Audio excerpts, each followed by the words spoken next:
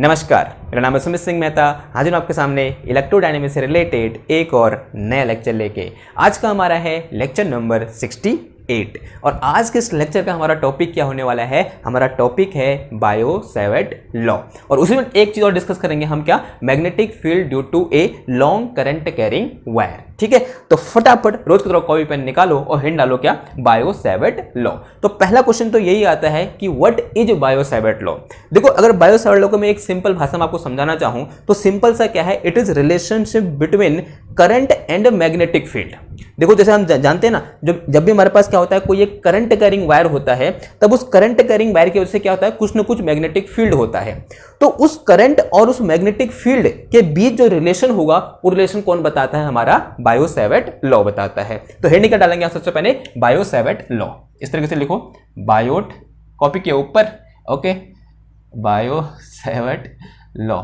कभी कभी मुझे लगता है ना, जब मैं ऐसे बोलता हूँ कॉपी के ऊपर लिखो, जैसे मैं क्लास 1 के बच्चों को पढ़ा रहा हूँ, बच्चों गलती मत करना, रबर और पेन साथ लाना, सॉरी रबर और पेंसिल है ना आपके पास, ऐसे करके। ओके, ऐसा लगता नहीं लगता? ओके, जो भी है यार, चलो। बायो-सैवर्ट लॉ तो क्या है ये? It is relationship between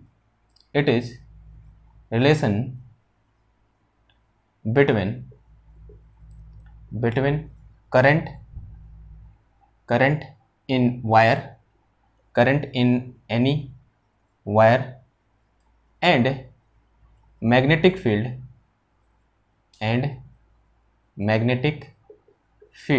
produced by it।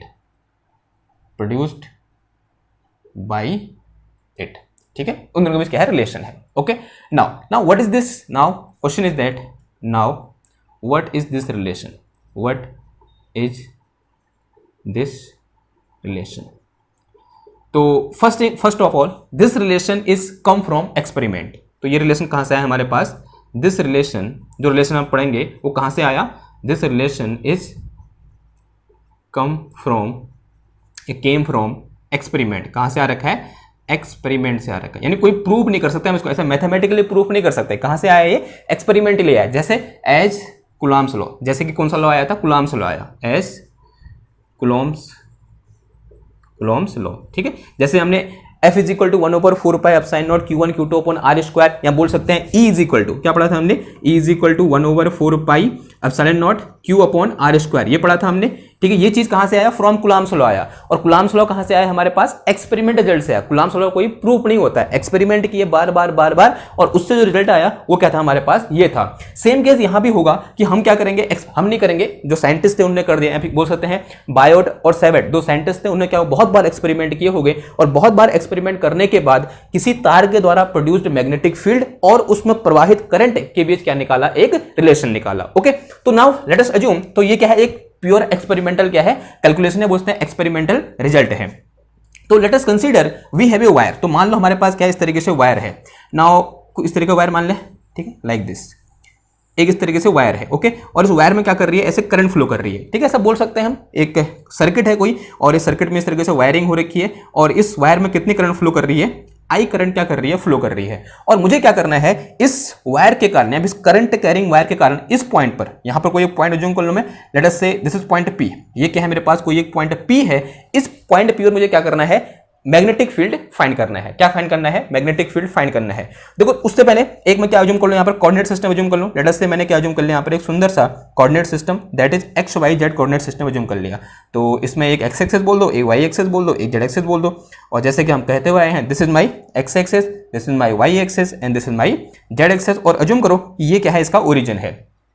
और जिस पॉइंट पर मुझे क्या निकालना है? मैग्नेटिक फील्ड फाइंड करना है। अज्यूम करो उस पॉइंट का जो पोजीशन वेक्टर है वो कितना है मेरे पास? R है। तो जो position vector of this point P is R। इसका पोजीशन वेक्टर क्या है मेरे पास? R वेक्टर है। ठीक है, याद रखना है। R क्या है मेरे पास? Position vector of field point. Field point करने का मतलब क्या होता है कि जिस पॉइंट पर हमें क्या करना है? मैग्नेटिक फील्ड फाइंड करना है। नाउ कैसे करोगे मैग्नेटिक फील्ड? देखो, जैसे कि आपको थोड़ा बहुत याद होगा, हमारे पास जब क्या होता था, एक कंटिन्यूअस चार्ज डिस्ट्रीब्यूशन होता था, तब हम इलेक्ट्रिक फील्ड कैसे निकालते थे? पहले हम एक छोटे से चार्ज एलिमेंट के कारण क्या करते थे? इलेक्ट्रिक फील्ड निकालते थे। फिर क्या करते थे? उसको इंटीग्रेट करते थे और फिर टोटल चार्ज डिस्ट्रीब्यूशन का इलेक्ट्रिक फील्ड निकालते थे। तो सेम केस यहां पर भी होगा। पहले हम क्या करेंगे? एक छोटे से लाइन एलिमेंट के कारण यहां पर मैग्नेटिक फील्ड फाइंड कर लेंगे, because it is a line. ये क्या है, एक लाइन है, या बोलते हैं एक वायर है, तो बोलते हैं इस वायर के छोटे से एक एलिमेंट के कारण यहां पर मैग्नेटिक फील्ड फाइंड करेंगे। फिर उस टोटल वायर के कारण मैग्नेटिक फील्ड फाइंड करने के लिए क्या कर देंगे, इसको हम इंटीग्रेट कर देंगे। ठीक है, ये कहानी समझ में आई आपको। देखो होगा क्या, ये लाइन थोड़ा बहुत टेढ़ी होगी, इसका सीधी बना दो। ठीक, तो सीधी बनाने के लिए पैट्री की सहायता लूँ मैं, पैट्री तक नहीं कहा रहने दो। ठीक, हाथ से बनाते हैं, लगता है अब और टेढ़ी होगी, कोई बात नहीं है, अब आप सीधी बनाना है। ठीक है, नाउ दिस इज पी ना। अब मैं अज्यूम कर रहा हूं कि मेरे पास क्या है, यहां पर एक छोटा सा इस तरीके से एक लाइन एलिमेंट है यहां पर। Let us say this is my line element, let us say this is my line element and this is dl. ये कितना है मेरे पास, डीएल है।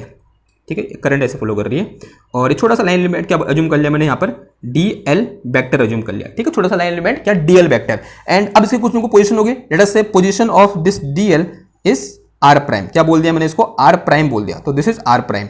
अगर ये आर प्राइम वेक्टर है तो ये पूरा का पूरा किसमें होगा, आर प्राइम कोऑर्डिनेट सिस्टम में होगा। तो इसको प्राइम कोऑर्डिनेट सिस्टम में क्या लिखूंगा, डीएल प्राइम लिखूंगा, नहीं लिखूंगा, आंसर है हाँ जी लिखूंगा। देखो जिसने मल्टीपल एक्सपेंशन पढ़ा होगा ना मेरे साथ, उसको पता होगा कि मैंने यहाँ पर इसको ऐसे कैसे लिख दिया। ऐसे लिख सकते हैं, मतलब अगर ये प्राइम कोऑर्डिनेट में है, यानी इसमें जितनी भी चीजें आएंगी इस वायर से रिलेटेड, वो सबके सब कहाँ आएंगी, प्राइम कोऑर्डिनेट में आएंगी। इसको मैं आगे पीछे भी कर सकता था, इस प्राइम को मैं इधर ले देता और इसको आर ले देता, तो फिर क्या आता, सीधे सीधे डीएल आता। तो अगर इसको मैंने प्राइम बोला है तो इसका किसका पोजीशन वेक्टर है, डीएल का पोजीशन वेक्टर है, तो ये क्या होगा, डीएल प्राइम होगा। क्लियर है बात ना। अब देखो क्या करना है, इस डीएल के कारण इस पर्टिकुलर पॉइंट पर मुझे मैग्नेटिक फील्ड फाइंड करना। तो क्या चाहिए, इन दोनों के बीच का सेपरेशन वेक्टर चाहिए। तो सेपरेशन वेक्टर क्या हो जाएगा मेरे पास, ये हो जाएगा, this is my separation vector and let us say this separation vector is करली आर। ये क्या है मेरे पास, करली आर क्या है, सेपरेशन वेक्टर है। तो curly r is the separation vector between this line element dl and this position या फिर फील्ड पॉइंट और इस लाइन एलिमेंट के बीच का सेपरेशन वेक्टर है वो क्या है मेरे पास, करली आर है। देन मैग्नेटिक फील्ड, ओके इधर लिखो, मैं इसे मिटाऊं, देखो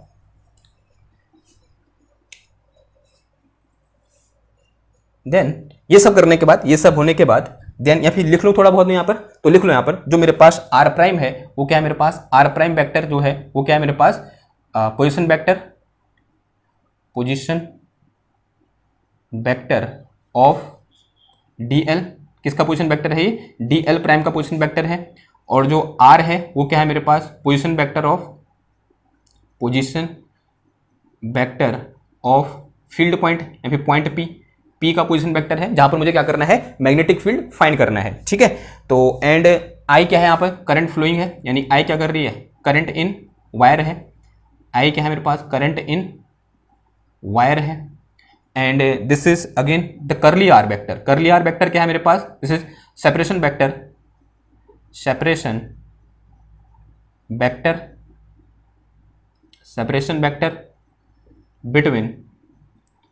बिटवीन लाइन एलिमेंट, या भी बोल सकते हैं dl vector and point p और जो डीएल वेक्टर है उन दोनों के बीच का सेपरेशन वेक्टर कितना है मेरे पास, आर वेक्टर है। देन फील्ड एट या फिर magnetic field, then magnetic field at point P due to किसके कारण, डीएल इज गिवन एज। अब देखो ये आपको रटना पड़ेगा, कैसे दिया जाता है, that is dB vector is equal to mu 0 upon 4 pi. DB vector is equal to mu 0 upon 4 pi into कितना आता है, this is I cross are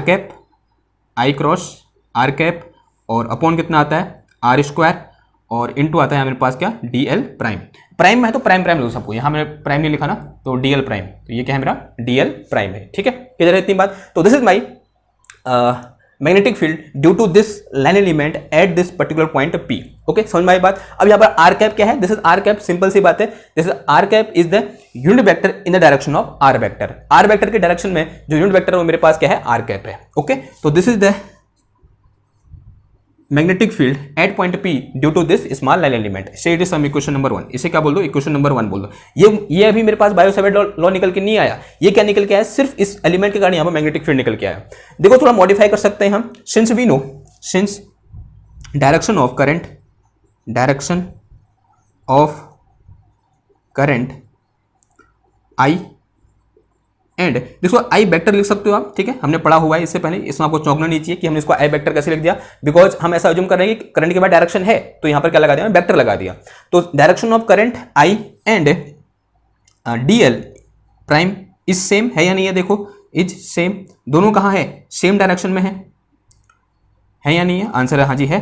तो अगर दोनों सेम डायरेक्शन में है तो उसको इंटरचेंज कर सकता हूं मैं, आंसर हाँ जी कर सकता हूं, क्योंकि पिछले लेक्चर में हमने किया था, ऐसे इंटरचेंज किया था नहीं किया था, आंसर है किया था, ठीक है। तो यहां से मेरे पास dB vector is equal to कितना आ जाएगा, ये म्यू 0/4 पाई एंड ये कितना है मेरे पास यहाँ पर डी एल प्राइम वेक्टर, और ये कितना आ गया cross, this one is r cap, और डिवाइड में कितना आ गया ये आर स्क्वायर, और इंटू कितना आ गया आई आ गया, डॉट नहीं है, ठीक है। इस तरीके से इस आई को मैं इधर लिख दूं, ठीक है, यहाँ अजीब लग रहा है तो इसको यहाँ लिख दो, इसकी म्यू 0 के साथ लिख दो, तो mu 0 I/4 pi d l prime cross r vector, sorry r cap upon कितना आ गया r square. Now said is some equation number 2, इसे क्या बोल दो, इक्वेशन नंबर 2 बोल दो। Now magnetic field at point P due to whole wire, अब क्या निकाल दोगे, होल वायर के कारण निकाल दोगे। Now magnetic field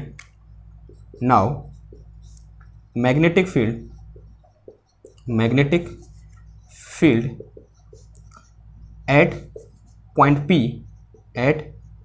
P due to whole wire, जो कंप्लीट वायर है उसके कारण पॉइंट P पर मैग्नेटिक फील्ड कितना हो जाएगा, क्या कर दोगे, सिंपल सा इस इक्वेशन 1 और इक्वेशन 2 में से किसी एक को क्या कर दोगे, इंटीग्रेट कर दो। तो इक्वेशन 1 को ले लो तो कितना आ जाएगा, ये इंटीग्रेशन, ये आ गया मेरे पास कितना, dB vector is equal to, ये है मेरे पास दिस इज म्यू 0 अपॉन कितना आ जाएगा 4 pi and this is i vector cross r cap, और अपॉन कितना आ गया ये r square and this is d l prime, कितना आया ये डी एल प्राइम आया, और ये क्या होगा, इंटीग्रेशन होगा। नाउ यहां पर मेरे पास म्यू 0/4 पाई क्या है, कांस्टेंट है, वो क्या हो जाएगा, बाहर आ जाएगा इंटीग्रेशन से, तो क्या बचेगा मेरे पास यहां पर फाइनली कुछ ऐसा बच जाएगा, कैसा, देखो डीबी का इंटीग्रेशन क्या हो जाएगा, बी हो जाएगा, तो यहां से मेरे पास B vector is equal to that is mu 0/4 pi क्या हो गया, बाहर आ गया इंटीग्रेशन से, और अंदर कितना बच गया इंटीग्रेशन के अंदर, that is I cross r cap, और अपॉन कितना आ गया आर स्क्वायर, और इंटू कितना आ गया ये डी एल प्राइम आ गया। ये जो लिखा है ना, इसी को हम क्या बोलते हैं, बायो-सैवर्ट लॉ बोलते हैं, it is bio-Savart law, it is bio-Savart law, ठीक है, इसी को हम क्या बोलते हैं, बायो-सैवर्ट लॉ बोलते हैं, ठीक है। हमने ये प्रूफ नहीं कर रखा है, हमने क्या किया, इसको रटा, ठीक है। एक्चुअल में क्या है, एक्सपेरिमेंट रिजल्ट है, और कहां से आया है, फ्रॉम एक्सपेरिमेंट आया, जैसे कुलाम्स लॉ फ्रॉम एक्सपेरिमेंट आया, सेम उसी तरीके से जो हमारे पास बायो-सैवर्ट लॉ है वो कहां से आया है, एक्सपेरिमेंट से आया है। ओके, नाउ इसी को मैं थोड़ा मॉडिफाई कर सकता हूं, और क्या लिख सकते हैं, देखो अगर हम किसकी बात करते हैं, इस इक्वेशन 2 से बात करते हैं, अगर मैं इक्वेशन 2 का इंटीग्रेशन करता तो क्या हो जाता है ये, तो फ्रॉम इक्वेशन 2 देखो इक्वेशन 2 से इसे मिटा दूं मैं, ठीक है, डायग्राम बन गया होगा, ठीक, ओके, इसे मिटा देता हूं। देखो इक्वेशन 2 से क्या बन जाएगा मेरे पास, ये क्या आएगा मेरे पास, integration this is dB vector is equal to, और इंटीग्रेशन कितना आ गया ये म्यू 0 I अपॉन कितना आया 4 पाई, और यह है मेरे पास कितना dl prime vector cross this one is r cap, और अपॉन कितना आ गया ये आर स्क्वायर हो गया। अब ये आई कांस्टेंट है, अगर मैं ये बोलूं कि उस वायर में जो करंट फ्लो कर रही है कैसे फ्लो कर रही है, यूनिफॉर्म है, यहाँ बोलते कांस्टेंट है, इसका मतलब इसको मैं इंटीग्रेशन से बाहर ले सकता हूं, और ये तो क्या हो जाएगा, डीबी का इंटीग्रेशन बी हो जाएगा, तो this is equal to mu 0 I upon कितना आ गया ये 4 पाई आया, and this is integration of this is d l vector and cross this one is r cap, और अपॉन कितना आ गया ये आर स्क्वायर आ गया, ठीक है, समझ में आई बात। This is also known as Biot Savart law, ये क्या है, दूसरा फॉर्म है किसका, बायो-सैवर्ट लॉ का, तो this is also bio-Savart law, दोनों क्या है, सेम चीज है, ऑल्सो नहीं मतलब ये लिखो या ये लिखो, बात क्या हुई, सेम हुई।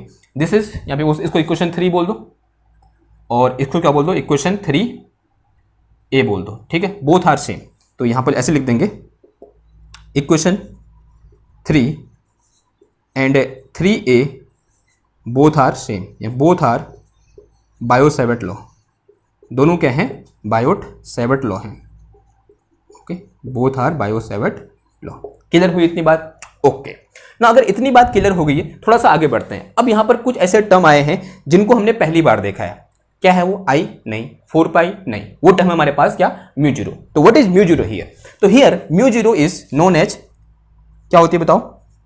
Here mu zero is constant. क्या है ये? कांस्टेंट है, ठीक है। कांस्टेंट का मतलब क्या हुआ? Just number.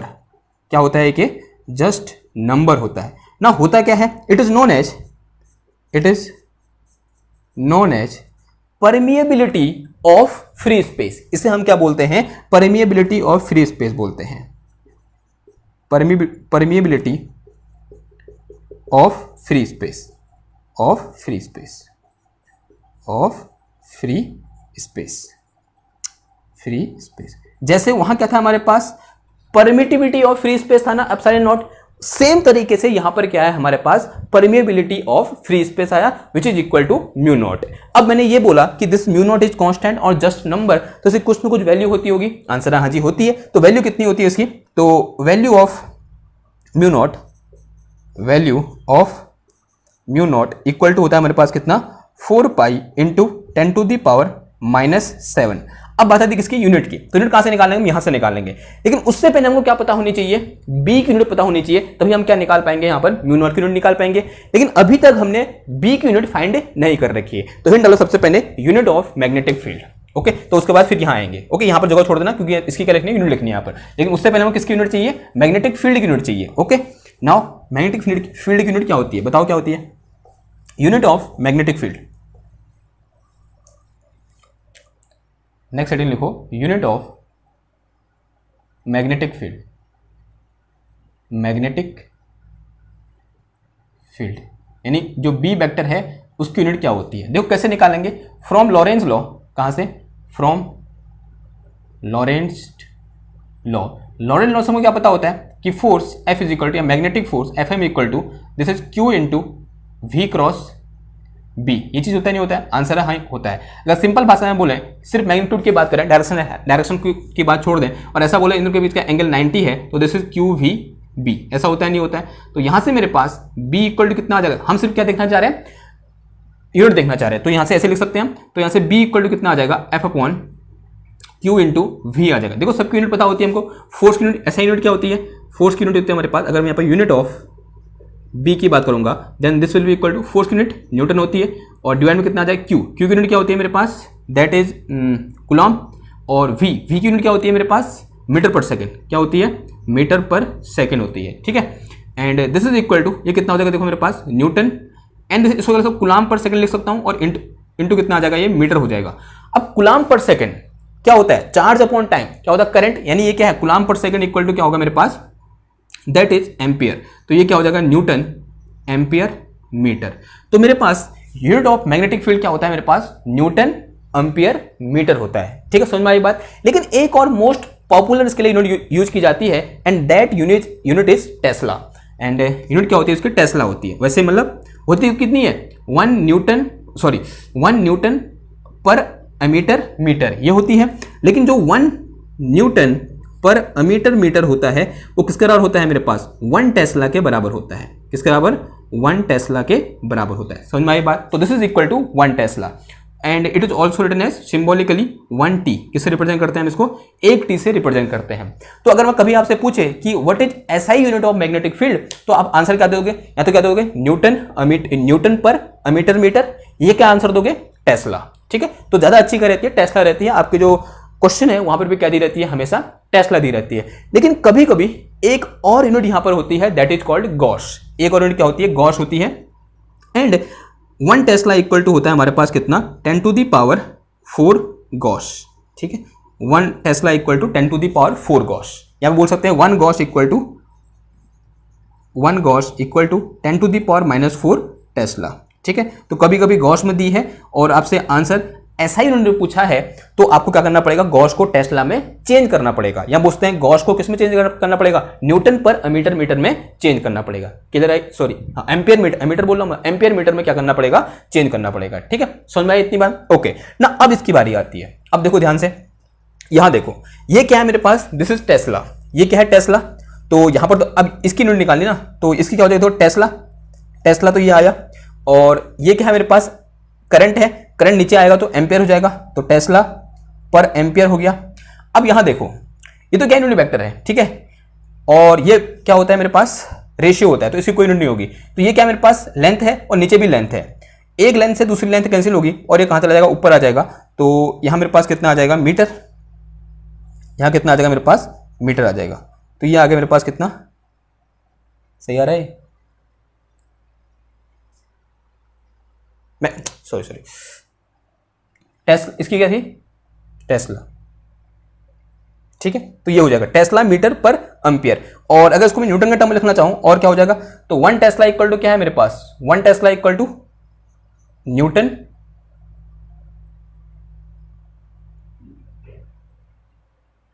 Newton and per कितना आ जाएगा, ये एम्पियर मीटर, और इंटू कितना आ जाएगा, मीटर अपॉन एम्पियर, और मीटर से मीटर कैंसिल हो जाएगा, तो यूनिट क्या हो जाएगी इसकी मेरे पास, न्यूटन पर एम्पियर स्क्वायर। या तो ये हो जाएगी या क्या हो जाएगी, ये हो जाएगी टेस्ला मीटर पर एम्पियर, ठीक है। या तो टेस्ला मीटर पर एम्पियर या क्या हो जाएगी, न्यूटन पर एम्पियर स्क्वायर हो जाएगी, ठीक है। क्लियर है बात। तो this is the unit of our mu naught and its value is this thing, ये होती है इसकी वैल्यू, हमेशा याद रखना है। तो जो मेरे पास म्यू नॉट की वैल्यू होती है that is 4 pi into 10⁻⁷ and newton per ampere square, कितनी होती है, newton per ampere square, and you have to remember it, very very important thing. अब वो क्या करना है, इसको याद रखे रहना है। ओके, क्लियर है बात। ओके, तो ये तो क्या हो गया, हमारा जो बायोट-सैवर्ट लॉ है वो क्या हो चुका है, खत्म हो चुका है।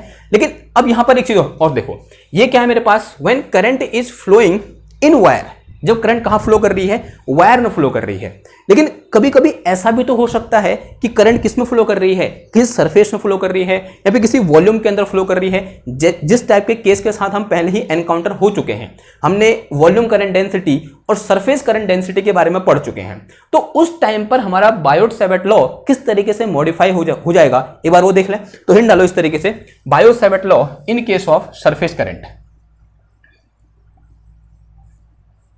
हेडिंग क्या हो जाएगी हमारी, Biot-Savart law in case of surface current,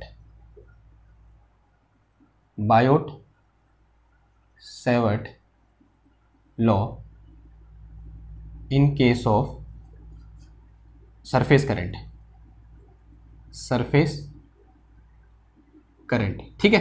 तो लेट अस से जो मेरे पास सरफेस करंट है, तो जब भी सरफेस करंट की बात करते हैं हम किसकी बात कर रहे होते हैं, सरफेस करंट डेंसिटी की बात करते हैं। Let surface current density, let K vector and this K vector will be in r prime coordinate system. तो let K vector will be surface current, वो क्या होगी हमारे पास, सरफेस करंट है, surface current. Then Biot Savart law is given as Biot Savart law is given as, देखो कैसे दिया जाएगा, सिंपल क्या हो जाएगा, यहां मॉडिफिकेशन हो जाएगा। जहां यहां पर करंट आ रही है, करंट की जो कितना आ जाएगा, सरफेस करंट डेंसिटी आ जाएगा, और जहां यहां डीएल था और सरफेस है, तो सरफेस में क्या होगा, एरिया एलिमेंट होगा, तो कितना आ जाएगा, यहां पर डी आ जाएगा, सिर्फ इतना चेंज होगा। ओके, तो यहां पर मेरे पास B vector is equal to कितना आया, μ0/4 pi, and this is integration i की जो कितना आ जाएगा, सिंपल के वेक्टर और आर प्राइम कोऑर्डिनेट सिस्टम को तुमको पता है, ठीक है। अगर सरफेस अज्यूम करेंगे और उस सरफेस में एक छोटा सा एरिया एलिमेंट अज्यूम करेंगे, and that area element will be in r prime coordinate system. जैसे कि यहां पर हमने क्या अज्यूम किया था, एक छोटा सा लाइन एलिमेंट अज्यूम किया था, and that line element is in r prime coordinate system. तो यहां पर भी जो मेरे पास सरफेस एलिमेंट होगा वो किसमें होगा, आर प्राइम कोऑर्डिनेट सिस्टम में होगा। तो सबके सब जो भी कोऑर्डिनेट यहां पर उस सरफेस से रिलेटेड आएंगे, या बोलते जो भी वेरिएबल यहां पर सरफेस से रिलेटेड आएंगे, वो किस सिस्टम में आएंगे, आर प्राइम कोऑर्डिनेट सिस्टम में आएंगे, ठीक है। तभी यहां पर क्या है मेरे पास, आर प्राइम आया, एंड दिस इज इनटू कितना हो जाएगा, ये r vector, r cap vector, sorry r cap, और नीचे कितना आ गया, करली आर स्क्वायर, और यहां क्या आ जाएगा, डी ए प्राइम आ जाएगा। डी ए प्राइम का मतलब एरिया वेक्टर, या बोलते हैं एरिया एलिमेंट, छोटा सा क्या हो जाएगा, एरिया एलिमेंट। तो this is my Biot-Savart law in case of surface current. अगर मैं बात करूं किसकी, in case of volume current, तो इफ अगला आ जाएगा मेरे पास क्या, बायोट-सैवर्ट लॉ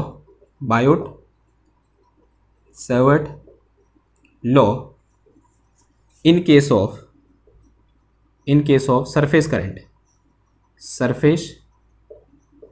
तो सरफेस करंट के केस में जो बायोट-सैवर्ट लॉ है वो किस तरीके से मॉडिफाई हो जाएगा, देखो यहां से मेरे सॉरी क्या आ जाएगा, वॉल्यूम करंट, किसकी बात करते हैं, वॉल्यूम करंट। ओके, अगर मैं ये अज्यूम करूं कि जो मेरे पास J vector r prime is volume current, ये क्या है मेरे पास, वॉल्यूम करंट डेंसिटी है, is volume current density density, then Biot-Savart law is given as Biot-Savart law is given as, कैसे दिया जाएगा देखो, तो यहां से मेरे पास b इक्वल टू कितना आ जाएगा, b इक्वल टू सिंपल थोड़ा मॉडिफिकेशन हो जाएगा, तो b is equal to mu 0/4 pi and this is integration, यहाँ क्या था सरफेस करंट था, उसके जो कितना आ जाएगा वॉल्यूम करंट डेंसिटी आ जाएगा, तो this is J vector r prime vector और क्रॉस कितना आ जाएगा ये, दिस इज आर कैप और अपॉन कितना आ गया ये आर स्क्वायर और इनटू कितना, अभी यहाँ पर क्या आएगा वॉल्यूम एलिमेंट आएगा, क्या आएगा मेरे पास volume element, this is d tau prime आएगा। ठीक है, आई बात समझ में नहीं आई, आंसर है आई होप बात समझ में आई होगी। ठीक, ओके, तो ये कथा बहुत सिंपल सी चीज थी। अब यहाँ पर कुछ क्या है इसके एप्लीकेशन है या बोल सकते हैं कुछ इससे रिलेटेड क्वेश्चन है। वो क्वेश्चन क्या है, जैसे फॉर एग्जांपल कभी कभी आपसे पूछा जाता है, कभी कभी नहीं अक्सर पूछा जाता है बायोट-सावर्ट लॉ से रिलेटेड एक question, and that question is that कि find the electric field due to a very long wire,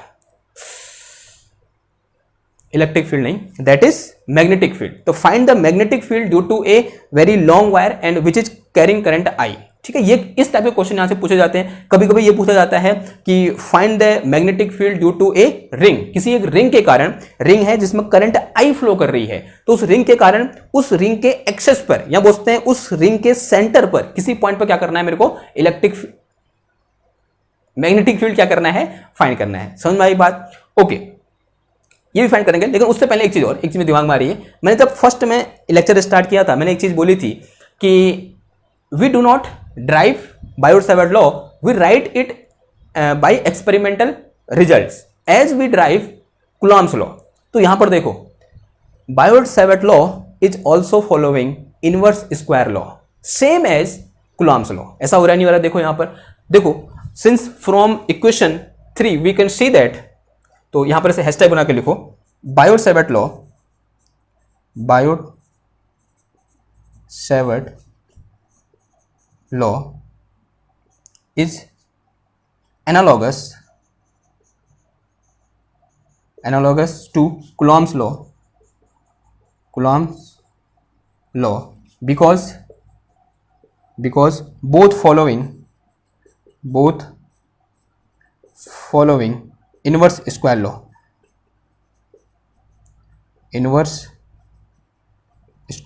law, ठीक है।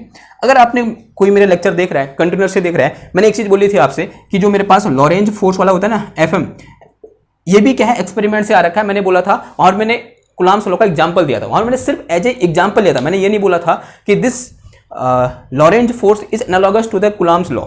यहां पर जो मेरे पास जो एनालॉगस होता है वो कौन सा होता है मेरे पास, ये होता है Biot-Savart law is the analogous to the Coulomb's law. Clear है बात? देखो कैसे, सिंस जो वहां पर क्या होता है, जो इलेक्ट्रिक फील्ड होता है या magnitude of electric field that is inversely proportional to r square, ऐसा होता है नहीं होता है, आंसर है हाँ जी होता है। और उस तरीके से यहां पर जो मेरे पास मैग्नेटिक फील्ड बी निकल के आया that is also proportional to 1/r square, वो भी कुछ ऐसा ही होता है। ठीक, क्लियर? ओके, नाउ अब यहां पर कभी कभी, चल छोड़ो उसको, देखो कभी कभी यहां पर आप वो कर सकते हो ना, क्या एक चीज ऐसा बोल सकते हो कि k इक्वल टू क्या पढ़ा है हमने, सिग्मा इंटू वी पढ़ा है, एंड j इक्वल टू क्या पढ़ा है हमने, that is rho into v पढ़ा है। और आप क्या करोगे, इसको उठाकर कहां पुट कर दोगे, इधर पुट कर दोगे, और इसको उठाकर यहां पुट कर दोगे, but it is not allowed. ध्यान सुनना बात को, ठीक है, this is not allowed, we can't put this formula here and we also can't put this formula here, ये दोनों फॉर्मूले हम इधर पुट नहीं कर सकते हैं। ठीक है, उसके पीछे का रीजन है, आप एक बार ग्रिफिथ में जाना, आइए होमवर्क है आपके लिए, ग्रिफिथ में जाना, आप वहां को पता चलेगा कि ये ऐसा क्यों नहीं होता है। समझ में आई बात? ना एक चीज और, अब यहां पर जो करंट है ना, ये कैसी करंट है कोई बता सकता है मेरे को? जो करंट यहां पर आई करंट की बात कर रही थी मैंने, which type of current is that? That is study current. किसके लिए है ये? Study current. तो यहां पर एक और पॉइंट लिखो, यहां पर the current in Biot-Savart law is study current. एक हैशटैग तो ये हो गया, और दूसरा हैशटैग लिखो current I in Biot-Savart law is study current. कैसी करंट है ये? स्टडी करंट है।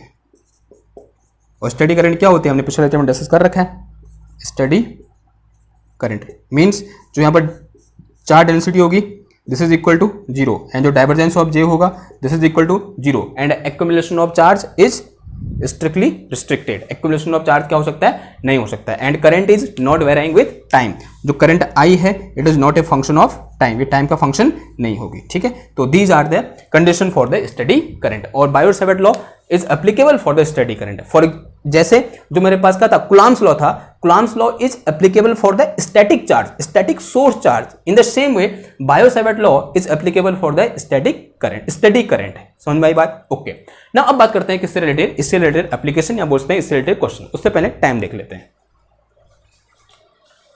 टाइम हो गया है 31 मिनट। तो एक काम करें, बायो-सावर्ट लॉ में एक छोटा सा लेक्चर क्या है, बहुत है, जो इससे एप्लीकेशन है या बोल सकते हैं magnetic field due to a current carrying wire, उसको क्या करेंगे हम नेक्स्ट लेक्चर में स्टार्ट करेंगे, ठीक है। इसको यहीं पर रोक देते हैं अभी, ओके।